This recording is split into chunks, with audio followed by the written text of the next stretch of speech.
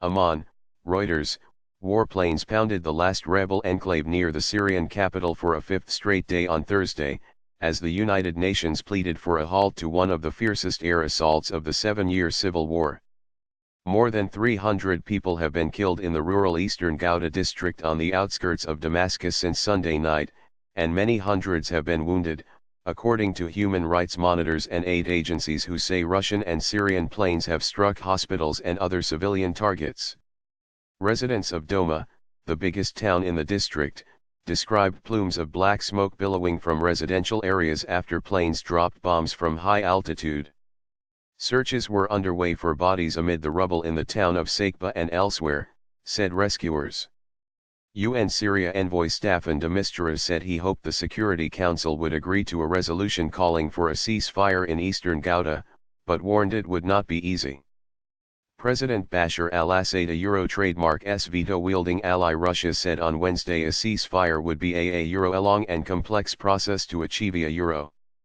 Aid workers and residents say Syrian army helicopters have been dropping Euro barrel bombs Euro, oil drums packed with explosives and shrapnel, on marketplaces and medical centers.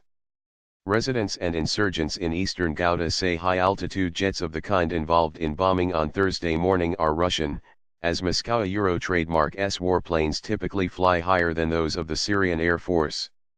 Damascus and Moscow deny targeting civilian areas and accuse rebels of holding civilians as human shields.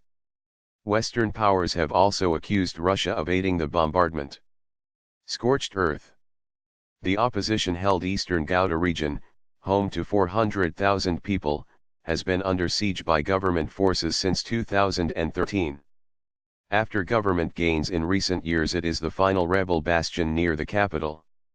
Along with Idlib province and part of Aleppo province in the north and a strip in the southwest, it is one of just a handful of areas left where large numbers of people remain in territory controlled by fighters seeking to overthrow Assad. The president has vowed to regain control of every inch of Syria. Residents and opposition figures say the Syrian government and its allies are deliberately destroying infrastructure and paralyzing life in what they describe as a Euro scorched earth policy Euro to force rebels to surrender. The Syrian army accused the rebels of causing deaths by firing mortars on the heavily defended capital.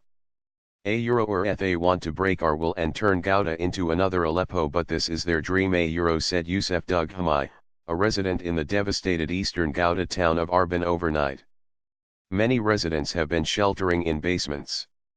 We is the regime targeting us, we are civilians, and the regime and Russia are only targeting civilians, Khaled Shadid, a resident of Doma, told Reuters by telephone as sounds of explosions could be heard. Basma Abdullah, a widow who was huddled in a basement with her 4 children in Doma, said, we are in desperate need for your prayers before the connection was cut off. Rescue workers said at least 40 people were killed during Wednesday Euro trademark's heavy bombing of Kafr Batna, Sakba, Zamaka, and Arban and other towns in the opposition enclave. In the town of Heza, the bombing targeted a field hospital and a bakery, rescuers said.